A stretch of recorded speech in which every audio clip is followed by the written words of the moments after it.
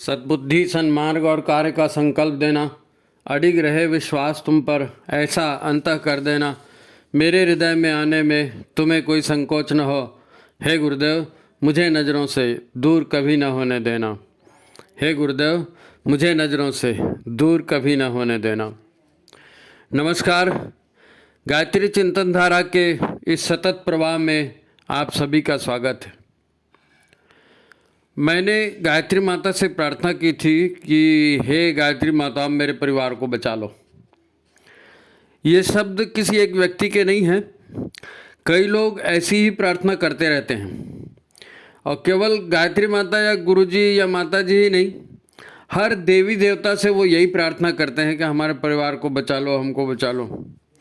अब किसी का परिवार में जो है पति इंटरेस्ट ले रहा है तो पत्नी इंटरेस्ट नहीं ले रही है, पत्नी इंटरेस्ट ले रहा है तो पति इंटरेस्ट नहीं ले रहा है। बड़ी उम्मीद से लोग विवाह करते हैं, शादी के बाद हम ऐसा करेंगे, हम वैसा करेंगे, पर होता कुछ और ही है। संसार में जितने पति पत्नी हैं उन्हें दूसरों की शादी बड़ी सफल दिखती है। वाह, उसका घर कितना बढ़िया है, मेरा ही घर खराब है। दूसरों की शादी जो है बड़ी सफल दिखती है, पर खुद की शादी का पूछो तो जवाब ज़्यादा से ज़्यादा इतना ही आएगा कि ठीक है, गाड़ी चल रही है। बस इससे ज़्यादा पॉजिटिव रिमार्क शायद ही आए। मुझे नहीं लगता कि कोई देवी देवता आकर किसी की शादी को सफल बनाएगा या देवी बनाएगी। देवता ऐसा कर नहीं सकते, ऐसा नहीं है। वो कर तो सकते हैं, पर क्यों करेंगे? देवता आपकी शादी को आगे सफल क्यों बनाएंगे? क्या उनको कोई और काम नहीं है? संसार में इतने सारे लोग शादियां करते हैं, उनकी तकदीर या सफलता असफलता उनका अपना प्रारब्ध है। भाई, पति पत्नी, बच्चे, धन संपत्ति, ये सब अपना प्रारब्ध है। हाँ, विवाह के बाद वो चाहें तो तालमेल करके जीवन को चला लें, बेहतर बना लें, या झगड़ते रहें, कोसते रहें एक दूसरे को, है नहीं, और ऐसी बिता दें लाइफ। अब कुछ भी हो, ताली एक हाथ से नहीं बजने वाली, है नहीं। हाँ, ये हो सकता है कि अकेला पति या अकेली पत्नी सिर्फ इतना कर सकती है कि भाई बात अधिक मत बिगड़े, है नहीं तो अकेला कौन क्या कितना करेगा। ईश्वरीय सहयोग या सफलता कईयों को मिली भी है, किसी को मांगने से मिली, किसी को बिना मांगे मिली, लेकिन मिली है। उनके गुरु ने या उनके भगवान ने उनको बेहतर अवसर दिए हैं, उनको सहयोग किया है, पर उनकी पात्रता देखकर ईश्वर पात्रता देखकर सहयोग करते हैं। विश्वामित्र ऋषि ने राम जी को सीता स्वयंवर में ले जाकर उनका विवाह करा दिया, विवाह का अवसर दिया उनको, है नहीं। राम ने थोड़ी कहा था मेरी शादी करा तो। रामकृष्ण परमहंस ने तो इतनी ज़्यादा शक्तियाँ नरेंद्र को दे दी, है ना, कि उसने खुद ने कभी कल्पना नहीं की थी। खुद गायत्री परिवार में भी गुरुदेव माता जी ने कितने ही परिवारों को चिंता मुक्त किया है, ये मेरे निजी अनुभव की भी बात है ना। गुरुदेव माता जी ने बहुत लोगों के परिवार को बेहतर बना दिया, है ना। तो ये ईश्वरीय सहायता का विषय जो है ना, ये बड़ा जटिल है। कभी कभी तो ईश्वर दुख तकलीफें देता भी इसीलिए है कि इन दुख मुसीबतों से उनका उद्धार होना होता है। दुख मुसीबतों झेल कर उनका उद्धार होना होता है, इसलिए भगवान तकलीफ दे भी देते हैं, पर हम इसे समझ नहीं पाते हैं। ये हमारी कमजोरी है, हम नहीं समझ पाते। वैसे प्रकृति का एक नियम है, असफलता के अनुभव से आदमी ज़्यादा सीखता है। प्रश्न यही है कि हम अवसरों को किस दृष्टि से देखते हैं, रुकावटों को किस दृष्टि से देखते हैं। अगर हम उसमें से कुछ सीखना चाहें, कुछ करना चाहें तो करें, और हम उसको समझ में ही नहीं आए कि अवसर क्या है, तो अवसर चला जाएगा जैसे आया वैसे, है ना। ऐसा भी तो सोचा जा सकता है ना कि बस इतना ही बुरा हुआ, इससे ज़्यादा भी बुरा हो सकता था, ईश्वर ने हमको बचा लिया। ये भी तो सोचा जा सकता है। ये तो हर दंपत्ति की अपनी सोच है कि अपनी परिस्थिति को किस अंदाज से देखते हैं। यह बहुत महत्वपूर्ण है कि आपको आधा ग्लास खाली दिखाई दे रहा है कि आधा ग्लास भरा हुआ दिखाई दे रहा है नहीं। ये गिलास में आधा पानी से भरा है ये गिलास, तो आप उसको आधा भरा है भी बोल सकते हो, आधा खाली भी बोल सकते हो। तो जिसके अंदर में नकारात्मकता रहती है वो आधे खाली गिलास को देख के ज़िंदगी भर रोते रहता है, और सकारात्मक चिंतन करने वाला व्यक्ति सोचेगा अरे आधा तो है ना। वो एक शेर है शेर और शायरी बीच में आ जाती है ना। कभी किसी को मुकम्मल जहां नहीं मिलता, कभी जमी तो कभी आसमां नहीं मिलता, है नहीं। तो आज की कहानी जो है घर घर की कहानी है।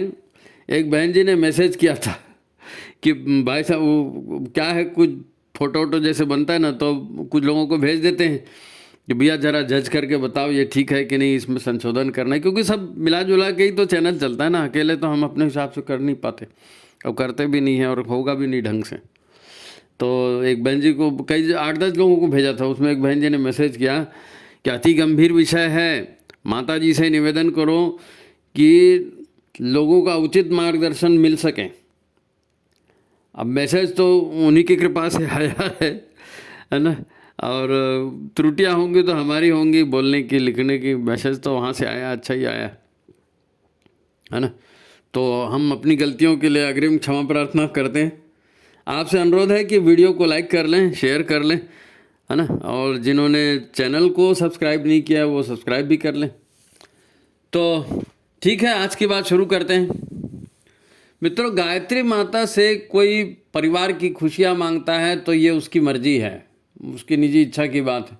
मेरे विचार से गायत्री की कृपा पाने के लिए पहले स्वयं गायत्री को हृदयंगम करना पड़ता है, गायत्री को भीतर उतारना पड़ता है। गायत्री का अर्थ क्या है, गायत्री कैसे फलित होती है, इसकी जानकारी लेनी पड़ती। आज विवाह के इतने वर्षों बाद कम से कम मुझको तो यही सत्य समझ में आया कि परिवार जो है ना वो लंपटगिरी सुधारने, अहंकार गलाने, धोखाधड़ी छोड़कर सेवा के संस्कार देने वाली एक संस्था है परिवार। परिवार क्या है? लंपटगिरी को सुधारना है, अहंकार को गलाना है, धोखाधड़ी का स्वभाव है तो उसको छोड़ करके सेवा संस्कार को स्वभाव बनाना है। ऐसा बनाने वाली संस्था है परिवार। तो शुरू में तो ये अनुभव नहीं होता, पर धीरे धीरे वक्त सिखा देता है आदमी को, है ना।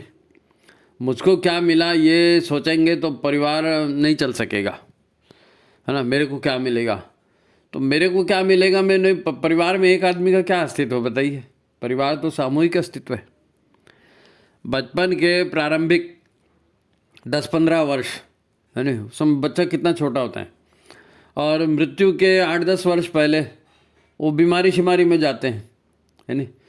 तो इन दोनों में अन्य लोगों के सेवा की ज़रूरत पड़ती है। छोटे बच्चों को भी सेवा की ज़रूरत पड़ती है, बूढ़े और बीमार लोगों को भी सेवा की ज़रूरत पड़ती है। तो इन बच्चों और बूढ़ों को पालने के लिए एक ममतामयी माँ चाहिए। अब कोई 70-80 साल का, 90 साल का है, वो अपनी माँ कहाँ से लाएगा। लेकिन परिवार में एक महिला होगी, माँ की भूमिका में होगी, तो उसकी सहायता हो सकती है ना। परिवार में एक माँ चाहिए, साधन सुरक्षा देने वाला कोई पुरुषार्थी पिता चाहिए, है नहीं। वो बोलते हैं ना, बाप और बेटे का जूता एक ही साइज़ का हो जाता है और बेटा और बाप दोस्त हो जाते हैं। और जब बाप और बुढ़ा हो जाता है, बीमार हो जाता है, तो बेटे को अपने पिता का पिता बनना पड़ता है। जैसे पिता अपने बच्चे की सुरक्षा करता है, ऐसे ही बेटा अपने बाप की सुरक्षा करे। ये परिवार में ही संभव है, परिवार में ही हो सकता है। बहू माँ बन जाएगी और बेटा बाप बन जाएगा, ये सेवा करने के नाम से, प्रेम के नाम से, अपनत्व के नाम से, है नहीं। इसीलिए तो पति और पत्नी को लक्ष्मी और नारायण की जोड़ी कहा गया है। लक्ष्मी नारायण की जोड़ी, पति पत्नी। सारे पूजा पाठ और पवित्र कार्य पति पत्नी को जोड़े से ही करने होते हैं। परिवार भी जोड़े से ही तो चलता है ना, सबकी, दोनों की सहमति से चलता है। तो पति पत्नी को जो सहवास का सुख मिलता है ना, वो इन्हीं बच्चों और बूढ़ों की सेवा का एक पुरस्कार है, ऐसा समझिए आप। क्योंकि परिवार केवल पति पत्नी का नहीं होता, बच्चे और बूढ़े भी आ गए ना। अब उनकी सेवा जतन में पूरा समय जाएगा तो उनका कुछ सुख मिलना चाहिए, तो सहवास का सुख है। एक साथ आओ, एक साथ अपने दुख दर्द बांटो, खुशियाँ मनाओ, है ना। ऐसा समझा जाना चाहिए। संसार में जीवन की धारा को सुचारू रूप से चला सकने के लिए ईश्वर ने स्त्री और पुरुष की शारीरिक मानसिक संरचना अलग अलग ढंग से की है, ताकि दोनों एक दूसरे के पूरक बनकर जिएं। इनको एक साथ लाने के लिए दोनों के बीच नैसर्गिक आकर्षण भी ईश्वर ने पैदा किया है।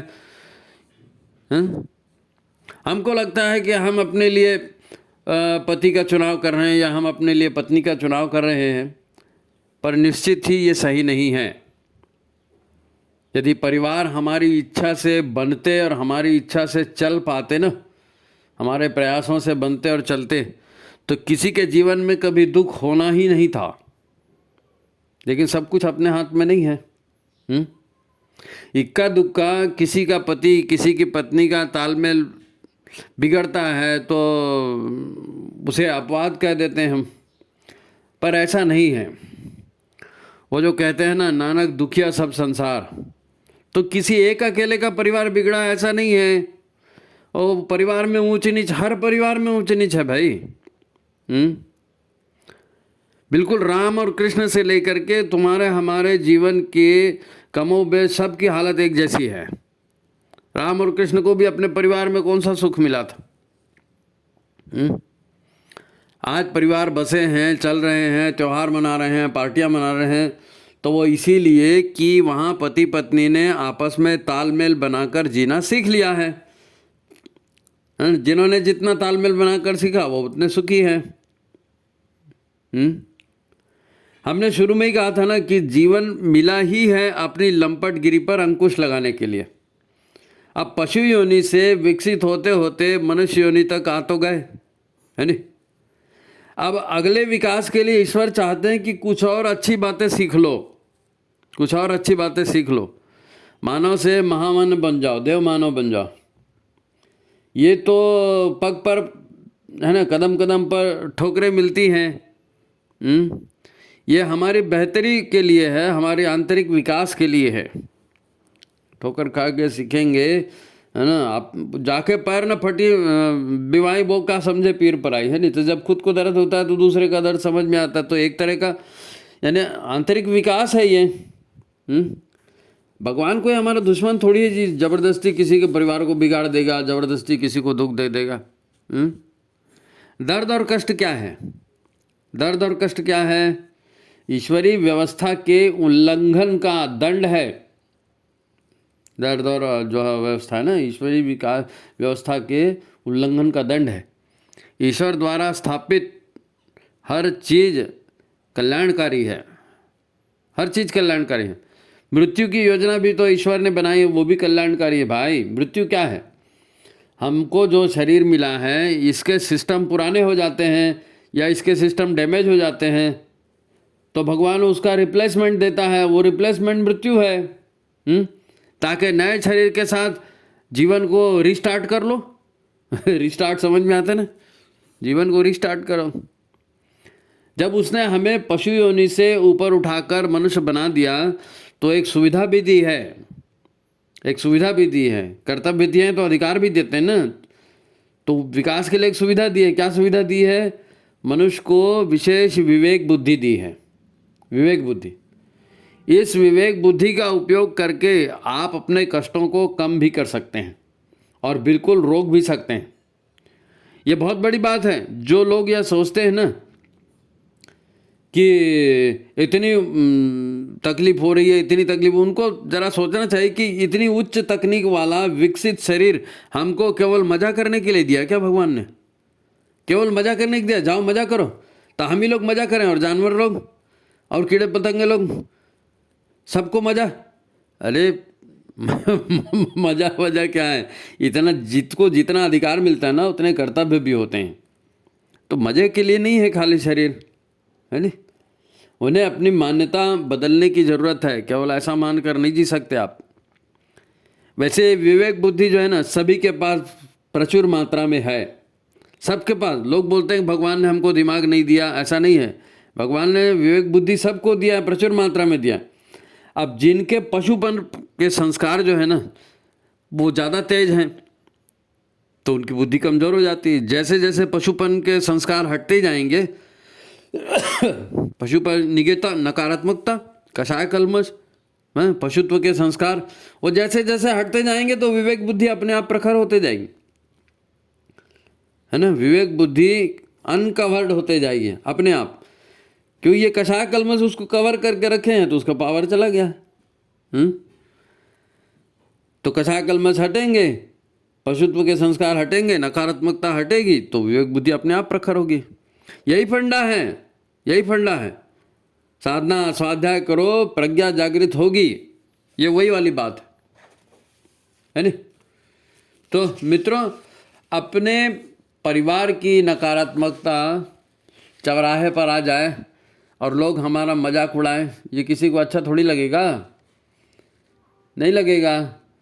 पर अब बातें फुट फुट के सामने में आती है और फिर लोग बोलते देखा देखा उसके घर में क्या चला, उसकी घरवाली ने ऐसा किया, उसके आदमी ने ऐसा किया, और ज़बरदस्ती चौराहे में बात चली जाती है। फिर पता चलता है तो फिर और अननेसेसरी पंगा होता है, दुश्मनी, तुमने यहाँ बता दिया, वहाँ बता दिया। पर इन दिनों जिस प्रकार जो है ना, लड़कियाँ ससुराल छोड़कर मायके वापस आ रही हैं, अकेले जी रही हैं, या परिवार में संबंध विच्छेद की घटनाएं तेजी से बढ़ रही हैं, ये चिंताजनक है? इसमें किसी को दोष नहीं देना है, पर ये हो रहा है, ये दिख रहा है। पर हम तो अपने बच्चों को ये नौबत ना आने देना, हमारे बच्चों को ये नौबत नहीं आनी चाहिए। और अगर आ जाए तो कुछ समझदारी दिखाकर स्थिति को बेहतर बना सकें तो 2 जिंदगियां, 2 परिवारों को बर्बादी से बचाया जा सकता है। तो इस दिशा में अध्ययन अध्यापन जरूरी है नहीं। इसके लिए समाज में विशेष प्रयास करने की बहुत जरूरी है, विशेष प्रयास करने पड़ेंगे समाज में। परिवार को ठीक चलाने के लिए जो भी जरूरी है वो परिवारजनों को खुद ही करना पड़ेगा। आप ईश्वर की पूजा करते हैं, फूल पत्ती प्रसाद चढ़ाते हैं, वो अलग बात है, वो अलग बात है। लोग चाहते हैं कि हमने पूजा पाठ कर दिया तो बाकी काम अब भगवान कर देंगे, तो ये सोचना व्यवहारिक नहीं है, ये सोचना व्यवहारिक नहीं है। मैं एक विवाह शादी में गया था। अब जनरली क्या होता है, वो लोग जो तालमेल वाली बात बोले ना, वो पूरी हो नहीं पाती है तो क्या स्थिति आती, छोटी छोटी बातें रहती हैं, छोटी छोटी एकदम, लेकिन उधर ध्यान नहीं देता ना आदमी, अपने अहंकार में, अपने ईगो में रहता, मैंने बोल दिया, तुमने नहीं किया, मेरा तेरा, तो उसका रिजल्ट कितना बुरा होता है। मैं आपको एक उदाहरण बता रहा हूँ। मैं एक विवाह कार्यक्रम में गया था। अब विवाह में जो भी ढींग डांग होता है वो सब हो गया, बहू घर में आ गई, है ना, खुशी का माहौल था। किसी ने कहा चलो गाना बजाना हो जाए, तो होता है शादी ब्याह में गाना बजाना भी करते हैं। तो ठंड का समय है, हॉल में सब कंबल रजाई ओढ़कर लेटे थे, हैं, और तुम गाओ बोले तो 2-3 गाने हो गए। 2-3 गाने हो गए तो हमारे एक खास मित्र हैं, उसका नंबर आया। आपको बता दूं, कुछ लोग ना 1-1, 2-2 पैग चढ़ाकर वहाँ बैठे थे। पैग समझते हैं ना, दारू पी के 1-1, 2-2, क्योंकि ठंड का समय है और शादी ब्याह हो गया, बहू लेके आ गए, तब गाना बजाना एंजॉयमेंट करना है, तो पहले से प्लान बनाए होंगे, 1-1, 2-2 पैग मार के आए थे। तो हमारा वो मित्र है, वो भी 2 पैग चढ़ा कर वहाँ बैठे थे। आपको बताना ये था कि उसने गाना क्या गाया, उसने गाना गाया, मुझे पीने का शौक नहीं है, मैं पीता हूँ गम भुलाने को। ये गाना है किसी फिल्म का। उसको पूरा गाना याद नहीं था, बस यही 2 लाइनें याद थी कि मुझे पीने का शौक नहीं है, मैं पीता हूँ गम भुलाने को, और 2-3 बार उसी को उसने गा दिया। अपने मन से गाया था, उसको किसी ने कहा नहीं था कि तुम गीत सुनाओ, लेकिन उसके अंदर में कुछ बड़का होगा दारू पीने के बाद, तो उसने यही गाना गाया, मुझे पीने का शौक नहीं है, मैं पीता हूँ गम भुलाने को। पर उसकी पीड़ा थी, बिना अनुरोध के उसने गाना गाया, यह उसका वास्तविक दर्द था। मैं उसको अच्छे से जानता हूँ, उसकी पत्नी बहुत सुंदर है, बच्चे भी बहुत अच्छे हैं, पैसे की भी कोई कमी नहीं है, उसकी गृहस्थी पूरी कचरा हो चुकी है। लेकिन ये कहा कि ये अंडरस्टैंडिंग नहीं होने की वजह से, तालमेल नहीं होने की वजह से पूरी कचरा हो गई। दोनों अच्छे हैं लेकिन तालमेल नहीं है। किसको दोष दें पता नहीं, ये उनके घर की बात है ना। उनके घर की बात है। आपस में कोई कुछ कहता नहीं, पर सबको मालूम है क्या होता है, सबको मालूम है घर में क्या होता है ना। दोनों अच्छे हैं, दाम्पत्य जीवन पूरी तरह से कचरा हो गया, बड़ा दुख होता है। आप भरे महफिल में आप यही गाना गा रहे हैं, मैं खुशी के मौके पे, खुशी के मौके पे कौन सा गाना हो, मुझे पीने का शौक नहीं, मैं पीता हूँ गम भुलाने को, सबके बीच में उजागर कर, हंसी का पात्र बनता है आदमी। अभी शादी में बढ़िया एक साथ कार में आए थे, सबसे मिले, सबसे प्रेम से बात भी की, लेकिन जब मनोभाव आने लगे तो निकल गई भड़ास। अब क्या बोलें। उनको एक बार मैं यज्ञ का निमंत्रण देने उनके घर गया था, यज्ञ का निमंत्रण देने उनके घर गया था। बहन जी से तो बात नहीं हुई, भाई साहब से खुल के बात हुई थी। आपको बता दूं कि वो शांतिकुंज भी 9 दिवसीय सत्र कर चुके हैं, शांतिकुंज में 9 दिवसीय सत्र कर चुके हैं। पति पत्नी दीक्षा विक्षा सब उनका हो गया है। जब मैंने निमंत्रण उनको दिया तो वो बोला, मैं पूरा विश्वास करके शांतिकुंज गया था, वहाँ मैंने दीक्षा भी ली थी, मैं गायत्री का जाप भी करता हूँ, अभी भी करते हैं, हम दोनों जाप करते हैं। मैंने गायत्री माता से कहा भी था, हे माता आप हमारे परिवार को ठीक कर दो, बस हमने दीक्षा ले ली, हम जाप अभी भी कर ही रहे हैं, लेकिन आप हमारे परिवार को ठीक कर दो गायत्री माता, इतनी मेहरबानी कर दो। पर अब ना वो सब कुछ हुआ ही नहीं, आप देख ही रहे परिवार को, है ना। अब ना तो वो उत्साह रहा, ना यज्ञ में जाने की इच्छा होती, कुछ नहीं, इच्छा ही नहीं होती गायत्री और उसकी पूजा पाठ करने की। बल्कि ना परिवार में खिंचखिंच और बढ़ गई उसके बाद से। तो अब तुम्हारा जो है ना दारू का चक्कर और बढ़ गया। अरे क्या करोगे भाई, सब ठीक था, पर यदि धीरे धीरे ना 8-10 साल में पूरा कचरा हो गया हमारा घर। अब मैं ये सब बता रहा हूँ, है ना, मूड नहीं होता ये सब करने का, क्या पूजा पाठ हवन वगैरह, अभी मन नहीं लगता। जुड़ा तो था कि मेरी फैमिली ठीक हो जाएगी, मेरी तकदीर ख़राब चल रही है वो ठीक हो जाएगी, तो हमारे यहाँ सब उल्टा ही हो गया भाई। अब मामला और बिगड़ते जा रहा है। गायत्री माता भी क्या कर लेगी, ठीक है ना, ठीक है, कोशिश करता हूँ आने की, यज्ञ में कोशिश करूँगा। ये कठोर सच है, अगणित गनीमत है कि उसने गायत्री माता को बदनाम नहीं किया, है ना, नहीं तो लोग तो पता नहीं क्या क्या बोलना शुरू कर देते हैं। अब परिवार में कोई बुजुर्ग बच्चे हैं तो उसकी स्थिति होती है कि चलो बुजुर्ग हैं, घर की स्थिति को संभालें, यानी एक ही बात हो सकती है, सद्बुद्धि का उपयोग करना पड़ेगा। आदमी क्या है, स्त्री पुरुष में, है ना, बेसिक डिफरेंस होता है, स्त्री पुरुष में बेसिक डिफरेंस होता है।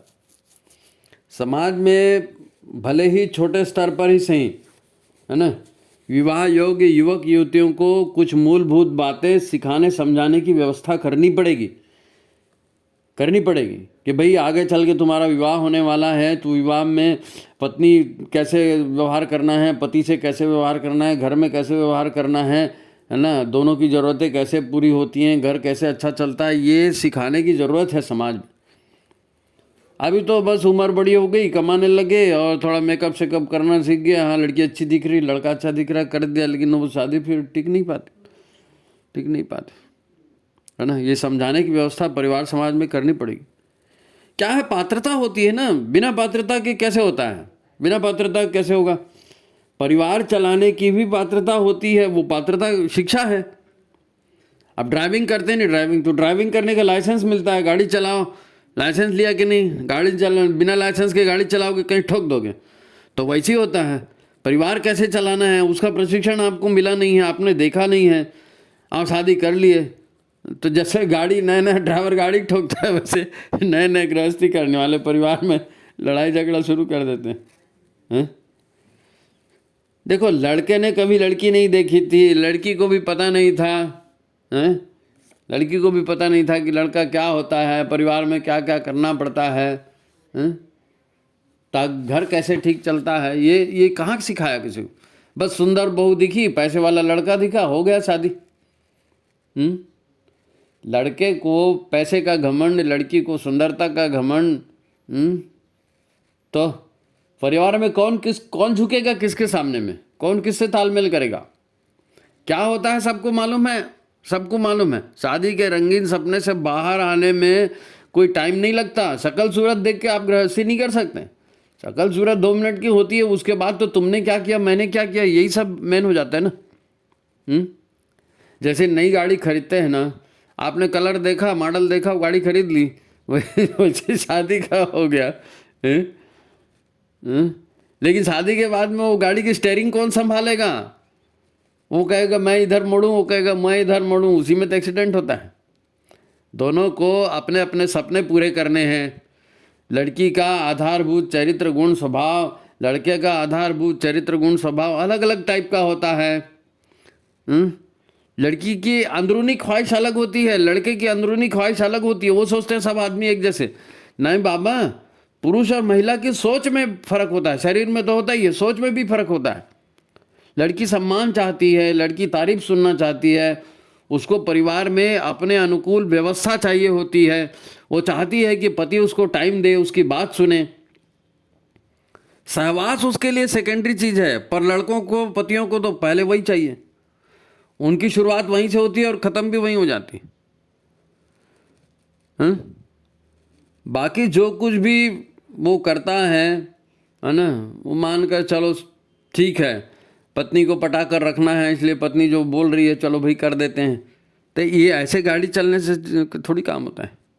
इसलिए परिवार में बैलेंस रखने वाला कोई बुजुर्ग होता ना, तो परिवार को ठीक ठाक करता, क्या बेटा ऐसा नहीं करना चाहिए, ऐसा करना चाहिए, बड़ों के सामने छोटों के सामने। तो एक अनुशासन ना, वो खत्म, वो परिवार में बचा ही नहीं, तो क्या कहाँ से लाएंगे, है ना।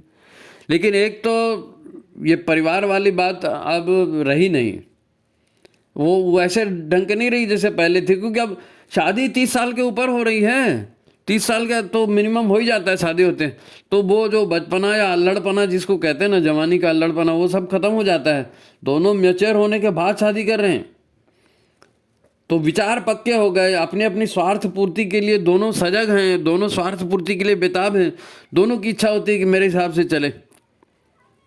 तो फिर वो पैसा, वो सूरत सब धरा रह जाता है भाई। हक की लड़ाई शुरू हो जाती है, हक की लड़ाई, मेरा हक बनता है, यही तो होता है, यही सब होगा। ये गुरुदेव जानते थे, गुरुदेव जानते थे ये सब होगा। इसलिए उन्होंने क्या है, परिवार को कंट्रोल में रखने के लिए 16 संस्कार की जो परंपरा है ना, उसका फिर से पुनर्जीवन किया। 16 संस्कार परंपरा का पुनर्जीवन सिर्फ इसीलिए किया है क्योंकि अब परिवार नहीं तो ठीक चलेगा कैसे? आदमी ठीक होगा तो उसका परिवार ठीक होगा, आदमी की सोच ठीक होगी तो परिवार की सोच ठीक होगी, वातावरण ठीक होगा। उन्होंने किया तो युगानुकूल, जो आउट ऑफ डेट संस्कार हो गए थे उनको हटा दिया, फिर जन्मदिन संस्कार नया जोड़ा, विवाह दिन संस्कार नया जोड़ा, पूरी गंभीरता से जोड़ा। ये कोई ऐसा नहीं है कि करना था इसलिए कर दिया।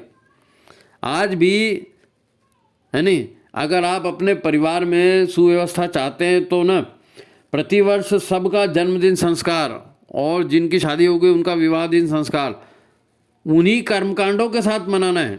वो हैप्पी बर्थडे नहीं मनाना केक वाला, मैं वो नहीं कह रहा हूँ। जो गुरुदेव ने जन्मदिन संस्कार और विवाह दिन संस्कार के सूत्र दिए, उन सूत्रों को बोलते हुए करते हुए उसी कर्मकांड के साथ आपको जन्मदिन और विवाह दिन मनाना है, ताकि ईश्वर की साक्षी में संकल्पबद्ध जीवन बिताने की व्यवस्था बनाई जा सके। ये तो कौन किसके आगे झुकेगा? ईश्वर के आगे तो सब झुकेंगे ना, तभी परिवार में बेहतर तालमेल की व्यवस्था बन सकेगी। अभी तो किसी को बोलो चलो तुम्हारा विवाह दिन संस्कार मनाएंगे, क्या बच्चों जैसी बात करते हैं। एक बार शादी करके पछता रहे हैं, दोबारा वही शादी कराओगे मेरी, वो भी उसी से। ये ऐसी बातें होती हैं। अब नहीं समझ रहे उसको कोई क्या करेंगे। लेकिन अगर एक परिवार में माहौल उस टाइप का होगा तो संस्कार करेंगे तो उसका असर भी होता है। कभी किसी का संस्कार होगा तो उनको बुलाइए, देखेंगे तो उनको भी पता चलेगा कि संस्कार क्या चीज़ है ना। अब जन्मदिन संस्कार के सूत्र भूल गए होंगे, मैं आपको याद दिलाता हूँ। देखो, जन्मदिन के संस्कार के सूत्र क्या है?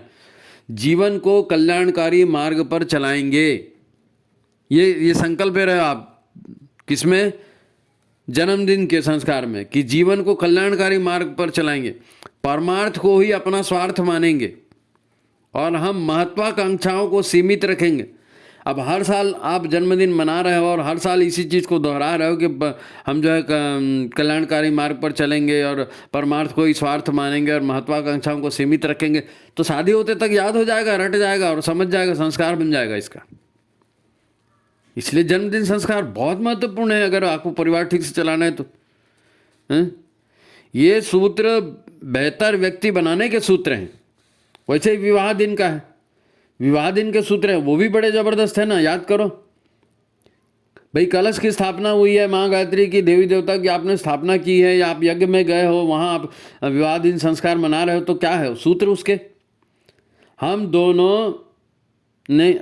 हम दो शरीर एक प्राण होकर रहेंगे, पहला ही सूत्र है। हम दो शरीर एक प्राण होकर रहेंगे, एक दूसरे को सम्मान देंगे और एक दूसरे को सुयोग्य बनाएंगे, परिवार के वातावरण को आदर्श बनाएंगे, परिवार में सुसंस्कारी अन्न की व्यवस्था करेंगे, सशक्त बनकर, है ना, सदुपयोग करें, एक दूसरे को सशक्त बनाएंगे, खुद भी सशक्त बनेंगे, एक दूसरे को सशक्त भी बनाएंगे। धन उत्पादन के साथ साथ उसके धन के सदुपयोग की भी व्यवस्था करेंगे। ऐसे आचरण करेंगे कि परिवार सुखी हो, आश्रितों को स्वास्थ्य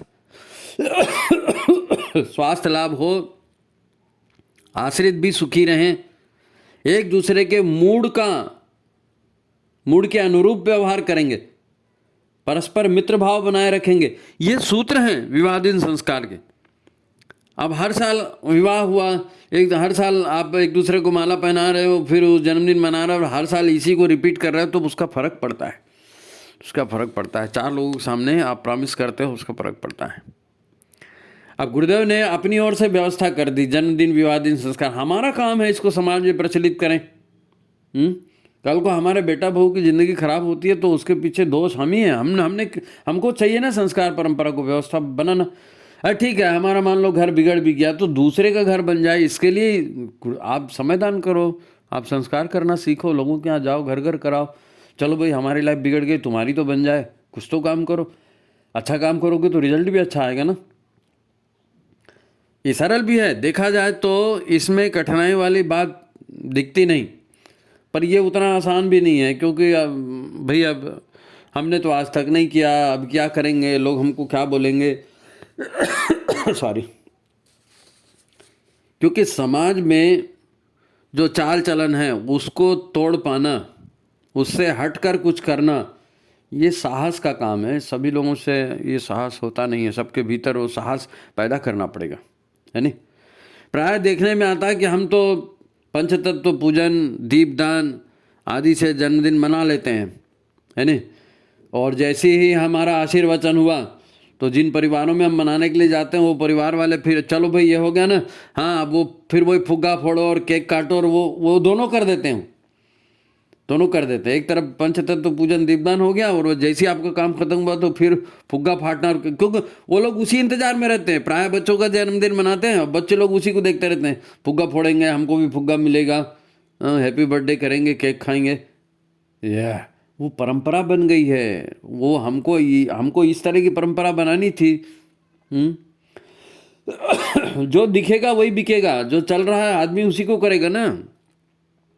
तो फिर केक काटते रहेंगे, फुग्गे फोड़ते रहेंगे, दीपक बुझाते रहेंगे। अब विवाह दिन उत्सव तो शायद ही कोई मनाता होगा, नहीं मनाते। कुछ पैसे वाले मनाते हैं, वो भी होटल छोटल चले जाते हैं, ढाबे में चले जाते हैं, कुछ खा पी के आ जाते हैं। तो परंपरा तोड़ना आसान नहीं है, साहसी लोगों का काम है।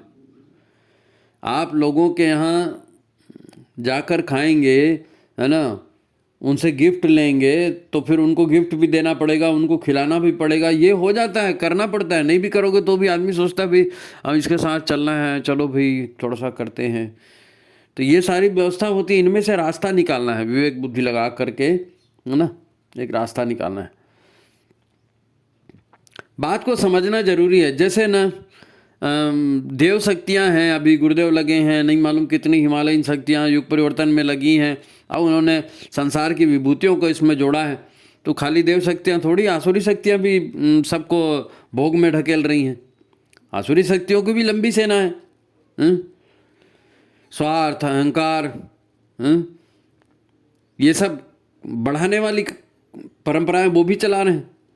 आध्यात्म शांत होने की सीख देता है, आसुरी शक्तियां ढिंग ढांग करती हैं, हल्ला करती हैं, शोर मचाती हैं, दारू पीती हैं, डांस करती हैं, वो करने के लिए आपको बोलेंगी।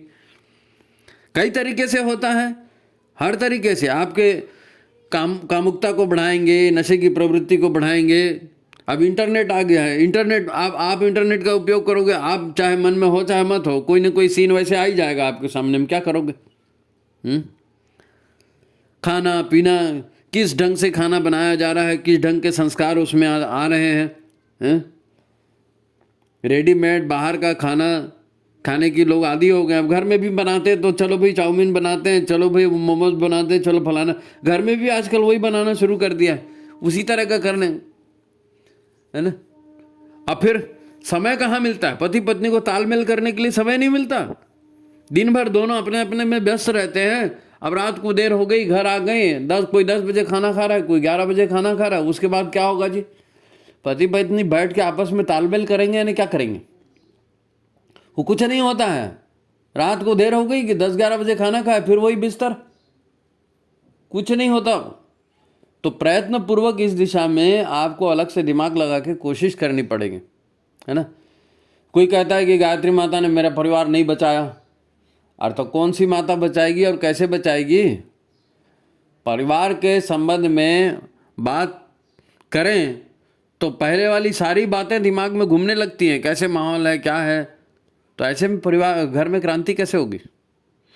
हमारी जो शिक्षा व्यवस्था है, हमारे जो प्रचार माध्यम है, हमारे जो आजकल के नेतृत्व करने वाले नेता लोग हैं, इनका व्यवहार क्या है, इन सभी का, इनके विचारों का, संस्कारों का, सबका प्रभाव पड़ रहा है, सबका प्रभाव पड़ रहा है। इसलिए ये इतना आसान नहीं है।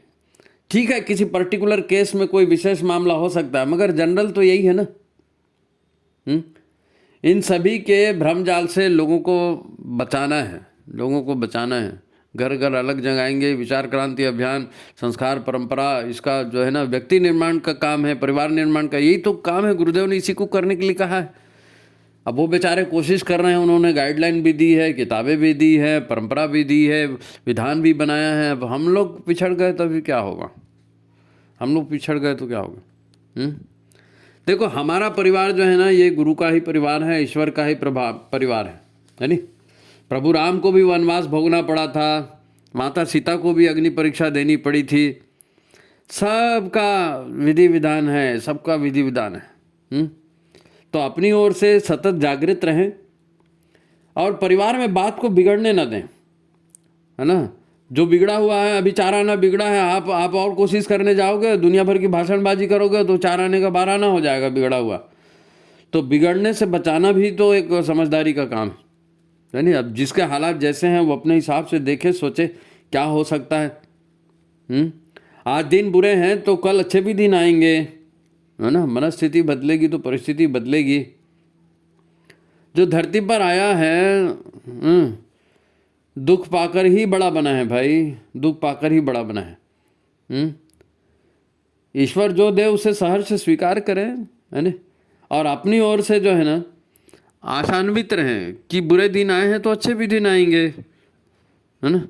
स्थिति को बिगड़ने न दें, कोशिश करते रहें। गुरुदेव ने बहुत सारा साहित्य इस पर लिखा है, तो उस पर चिंतन करें, ध्यान करें। ये भाषणबाजी की नहीं, प्रैक्टिकल बात है। गुरुदेव प्रैक्टिकल बात करने के लिए आए थे, उन्होंने प्रैक्टिकल सॉल्यूशन रखे हैं। अब मुसीबतें हमने कहा ना, वो तो राम और कृष्ण और सभी के जीवन में आई हैं, बिना मुसीबतों के कुछ नहीं होता। लेकिन एक तरह की ये परीक्षा है। परिवार गृहस्थ एक तपोवन है, परिवार एक परीक्षा है, जो भी आप बोलो, जिस ढंग से बोलो। तो आपके भीतर मानवता को बढ़ाना है ना, मानवता को बढ़ाना है, सद्गुणों को बढ़ाना है। तो वो कैसे बढ़ेंगे? वो ऐसे ही बढ़ेंगे, है ना। कष्ट होता है, दुख होता है, मन में पीड़ा होती है, अहंकार टूटता है तो बहुत दर्द होता है। लेकिन ध्यान से, शांति से उसका निदान भी करना पड़ेगा। बात बिगड़ने न दें, फिर बात को सुधारने की कोशिश करें। आपके प्रयासों को गुरुदेव माता जी सफल करेंगे, इसी कामना के साथ आज की बात समाप्त करते हैं। महत्वपूर्ण विषय है, सारी बातें इसमें अभी कही गई हैं। 1-2 बार देखिए, पढ़िए, सुनिए, है ना। तो फिर आज की बात समाप्त। सभी को उज्जवल भविष्य की शुभकामनाएं। नमस्कार, प्रणाम।